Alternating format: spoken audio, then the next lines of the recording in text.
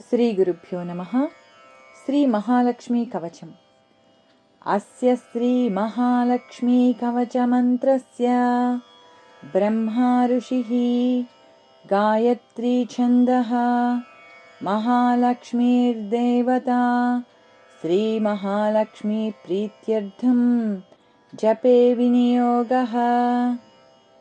इन्द्र उवाच समस्तकवचानां तु तेजस्वी कवचोत्तमम्, आत्मरक्षणमारोग्यं सत्यं त्वं ब्रूहि गीष्पते।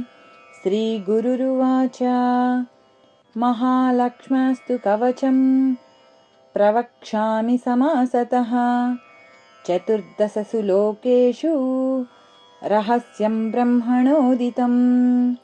ब्रह्म उवाच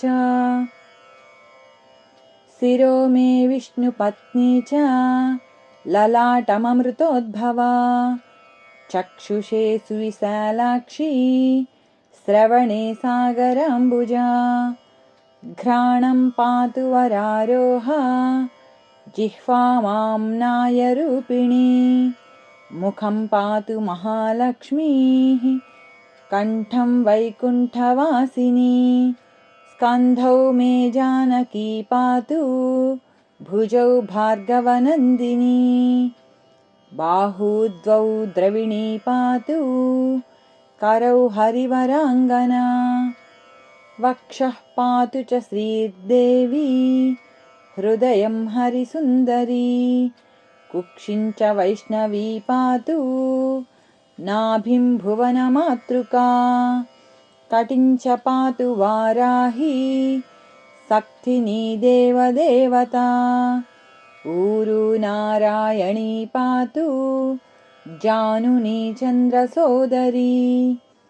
इन्दिरा पातु जङ्घे मे पादौ भक्तनमस्कृता, नखान् तेजस्विनी पातु सर्वाङ्गं करुणामयी।